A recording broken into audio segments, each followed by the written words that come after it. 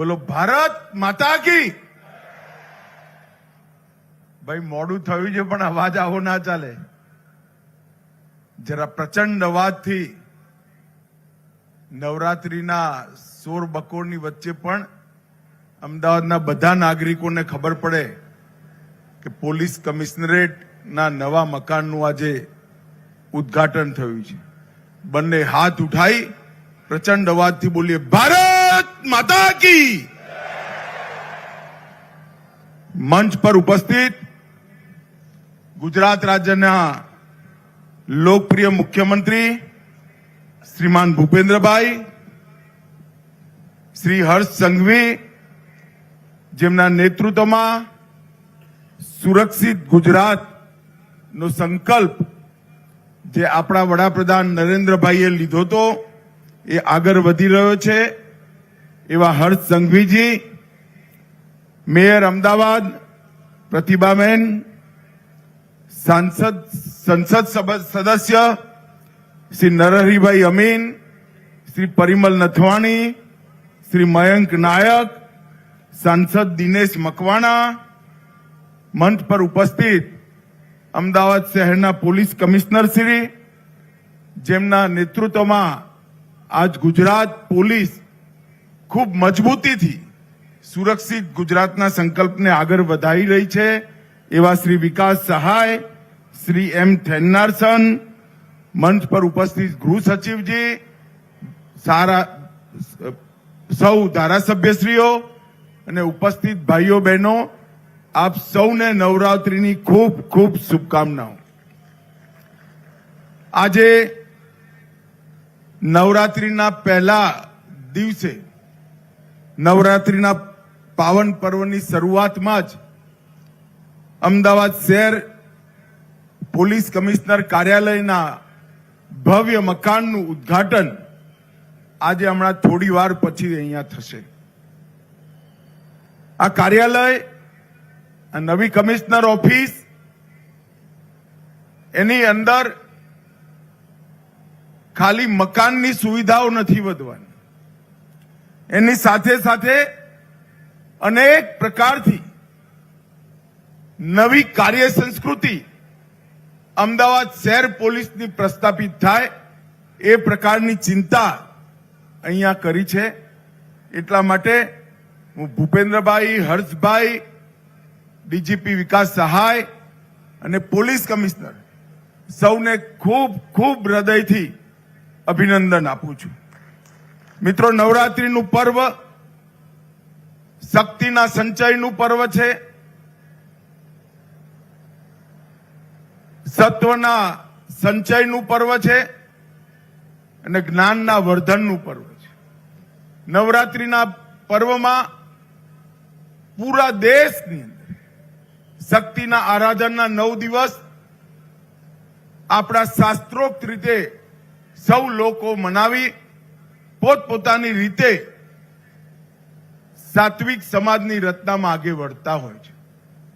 પરંતુ આજે હું ગુજરાતમાં છું અને ગુજરાતની અંદર નવરાત્રી ખાલી શક્તિનું પર્વ નથી રહ્યું। દુનિયાભરના લોકો ગુજરાત આવીને અચંબિત થાય એવા ભવ્ય રાસ ગરબા જે આપણી પરંપરા છે, આપણી સંસ્કૃતિનું આ સુંદર સંદેશ લઈ નવરાત્રીમાં પાછા જાય છે। હું આજે નવરાત્રી પર્વની સૌ ગુજરાતના ભાઈ બહેનોને, અમદાવાદના ભાઈ બહેનોને હૃદયપૂર્વક શુભેચ્છાઓ આપું છું।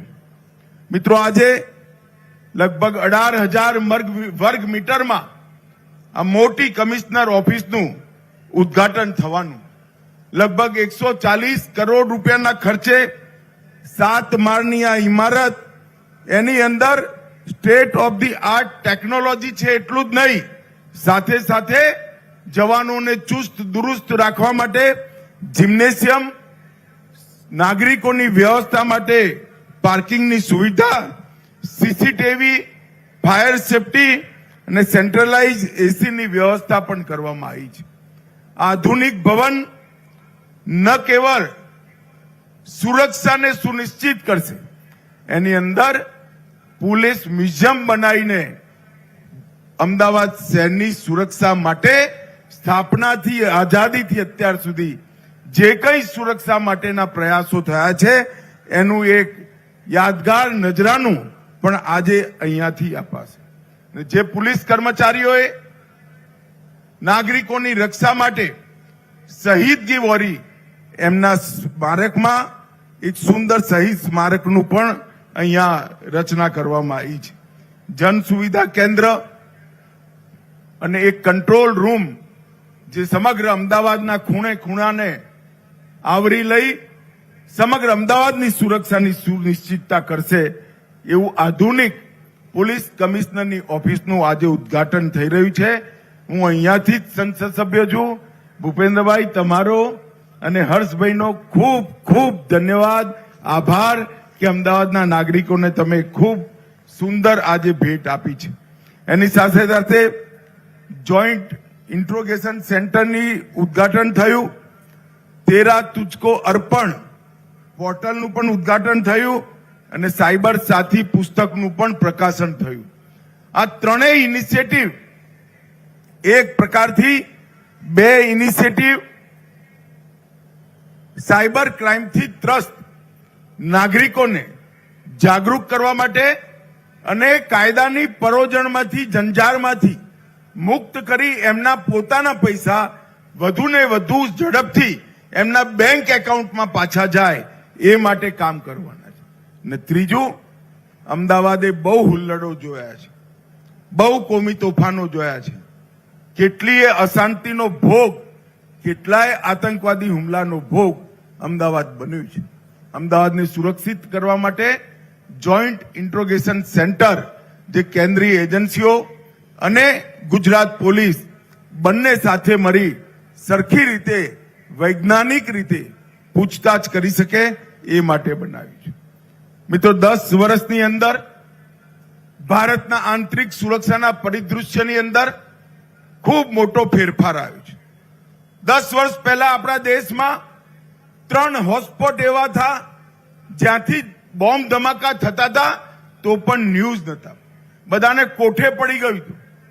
કાશ્મીર, નોર્થ ઇસ્ટ અને વામપંથી ઉગ્રવાદ નક્સલવાદી ક્ષેત્ર.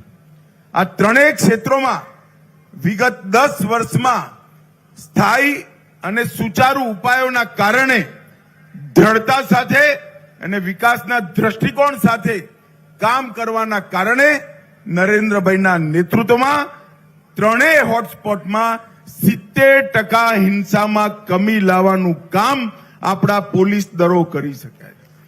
દેશભરની સુરક્ષા એજન્સીઓ અને રાજ્યની પોલીસે ભેગા થઈ કાશ્મીર હોય, નોર્થ ઇસ્ટ હોય કે વામપંથી ઉગ્રવાદ નક્સલવાદથી ત્રસ્ત ક્ષેત્રો હોય, લગભગ 70% હિંસામાં કમી અને મૃત્યુની અંદર 72% ઘટાડો એ બતાવે છે કે આવનારા દિવસોમાં નક્સલ મુક્ત, આતંકવાદ મુક્ત ભારત એની રચના થવા જઈ રહી છે. મિત્રો, આજે પોલીસના કલ્ચરની અંદર ઘણો બદલ કરવાનો આગ્રહ આપણા વડાપ્રધાન નરેન્દ્રભાઈએ કર્યો છે. પ્રોએક્ટિવ પોલીસિંગ માટે એમને પ્રોએક્ટિવ, પ્રિડિક્ટિવ અને સાયન્ટિફિક એપ્રોચ સાથે આગળ વધતા પોલીસિંગનો એક કન્સેપ્ટ આપણી સામે રાખ્યો છે.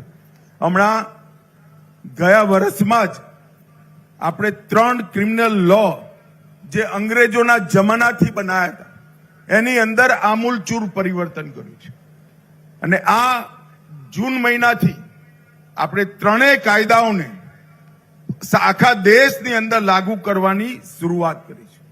મિત્રો, આ ત્રણેય કાયદાઓના પરિવર્તનમાં ખૂબ બારીકીથી ધ્યાન રાખી પરિવર્તન કરવામાં આવ્યું છે. એની અંદર ટેકનોલોજીથી ગુના શોધવા, ટેકનોલોજીથી ગુના રોકવા, ટેકનોલોજીનો ઉપયોગ કરી પ્રોસિક્યુશન જલ્દી સમાપ્ત કરવું અને ટેકનોલોજીનો ઉપયોગ કરી વધુમાં વધુ લોકોને સજા થાય એ દિશામાં અનેકવિધ પ્રોવિઝન કરવામાં આવે છે. કાયદાની વ્યાખ્યાઓ એની અંદર આવનારા 100 વર્ષ સુધી આવનારી ટેકનોલોજીનો કલ્પના કરી એ કાયદાની વ્યાખ્યાઓ એ રીતે બનાવી છે કે આવનારા 100 વર્ષ સુધી આ કાયદાઓની અંદર કોઈ પરિવર્તન કરવું નહીં પડે. અને મિત્રો, ચાહે ઇન્વેસ્ટિગેશન હો, ચાહે પ્રોસિક્યુશન હો કે ચાહે ન્યાયિક પ્રક્રિયા હો, ત્રણેય પ્રક્રિયાઓની અંદર કઈ રીતે સમયનો વ્યય ના થાય, કઈ રીતે મોડું ના થાય, એની ચિંતાઓ 83 જગ્યાએ પોલીસ, વકીલો અને ન્યાયાધીશો ત્રણેયને સમય મર્યાદાની અંદર બાંધી આપણે આગળ વધવાનો નિર્ણય કર્યો છે.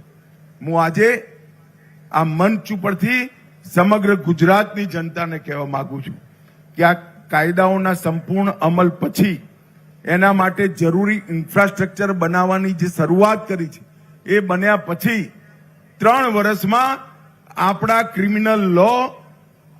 ક્રિમિનલ લો દુનિયાના સૌથી આધુનિકમાં આધુનિક આપણું ક્રિમિનલ ન્યાયતંત્ર બનશે.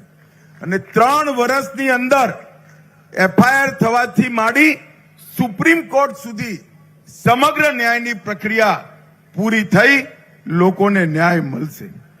મિત્રો, જ્યારે નરેન્દ્રભાઈએ ભારતના અર્થતંત્રને 11મા નંબરથી 5મા નંબર પર લાવવાનું કામ કર્યું અને 2027 સુધીમાં આપણે 5મા નંબરથી નિશ્ચિત રૂપે દુનિયાના 3જા નંબરનું અર્થતંત્ર બનવા માટે આગળ વધી રહ્યા છે.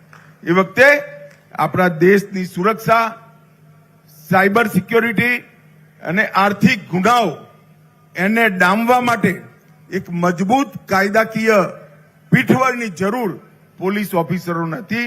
આ ત્રણેય કાયદાઓ એ મજબૂત પીઠબળ પૂરું પાડવાનું કામ કરશે.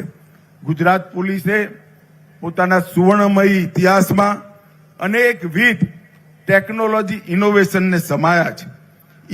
GujCop application, body Warne camera, વિશ્વાસ પ્રોજેક્ટ, આવી કઈ નવી શરૂઆતો કરી, કેટલાય ઇનિશિયેટિવ લઈ ગુજરાત પોલીસ આ દેશની આધુનિકમાં આધુનિક પોલીસમાં પોતાની ઓળખ કરાવવામાં સફળ રહી છે. એ આપણા બધા માટે ગર્વનો વિષય છે. નાર્કોટિક્સની સામેનું અભિયાન ગુજરાત પોલીસે જે દ્રઢતાથી શરૂ કર્યું છે, સમગ્ર દેશની અંદર ટોપ ટુ બોટમ અને બોટમ ટુ ટોપ ઇન્વેસ્ટિગેશન માટે ગુજરાતના કેસોનું ઉદાહરણ આપવામાં આવે છે. અને એની સાથે ટેકનોલોજીના ઇમ્પ્લિમેન્ટેશનમાં પણ ટેકનોલોજીને પોલીસ સ્ટેશન સુધી પહોંચાડવા અને સૌ પોલીસ કર્મીઓને ટેકનોલોજીથી સુસજ્જ બનાવવા, શિક્ષિત કરવા, એ દિશામાં પણ ગુજરાત પોલીસે અનેક કામ કર્યા છે. મિત્રો, આપણા વડાપ્રધાન નરેન્દ્રભાઈએ આપણા દેશ સામે 2047માં વિકસિત ભારતની સંકલ્પના રાખી છે અને ગુજરાત હંમેશાથી પ્રગતિશીલ રાજ્ય રહ્યું છે. આ એ જ ગુજરાત છે જ્યાં એક જમાનામાં 80-90ના દશકમાં 1/3 દિવસ કર્ફ્યુ રહેતો હતો અને આજે મને કહેતા આનંદ થાય છે 2002 પછી ગુજરાતમાં જવલ્લે જ કોઈ પોલીસ સ્ટેશનની અંદર કર્ફ્યુ નાખવામાં આવ્યો હોય. નાના 20 વર્ષના છોકરાને પૂછે કે ભાઈ ત્યાં કર્ફ્યુ જોવે છે તો એ આરામથી કે કર્ફ્યુ એટલે શું? વળી હું તો ગુજરાતમાં રહું છું, ગુજરાતી છું, ગુજરાતમાં કર્ફ્યુ નથી લાગતો. આવું સુરક્ષિત વાતાવરણ ગુજરાતની અંદર બન્યું. અસુરક્ષિત દરિયા કિનારો, કચ્છની સીમાઓ, આ બધું સુરક્ષિત કરી આપણા દેશની સુરક્ષાને પણ નવી દિશા આપવાનું કામ ગુજરાત પોલીસે કર્યું છે. અને આજે આ નવી અમદાવાદ પોલીસ કમિશનરની ઓફિસ એ દિશામાં એક નવું સોપાન થશે એનો મને વિશ્વાસ છે. મિત્રો, આ ખૂબ કાળજીપૂર્વક અને ખંતથી બધી જ આધુનિકમાં આધુનિક ટેકનોલોજી અને જરૂરિયાતોનો સમાવેશ કરી આ પોલીસ કમિશનર ઓફિસ બનાવી છે. હું એ માટે ગુજરાતના મુખ્યમંત્રી, ગુજરાતના ગૃહમંત્રી, ગુજરાતના ડીજીપી અને અમદાવાદ શહેરના પોલીસ કમિશનર સૌને હૃદયપૂર્વકના અભિનંદન આપું છું. અને સૌથી વધારે અભિનંદન અમદાવાદના નાગરિકોને આવનારા દિવસોમાં સુરક્ષિત અમદાવાદ એ કન્સેપ્ટને મજબૂત કરવા માટે આ નવી પોલીસ કમિશનર ઓફિસ ખૂબ મહત્વનું કેન્દ્ર બનશે એનો મને વિશ્વાસ છે. આપ સૌને ફરી એકવાર નવરાત્રીની અનેક શુભકામનાઓ. વંદે માતરમ. ભારત માતા કી જય.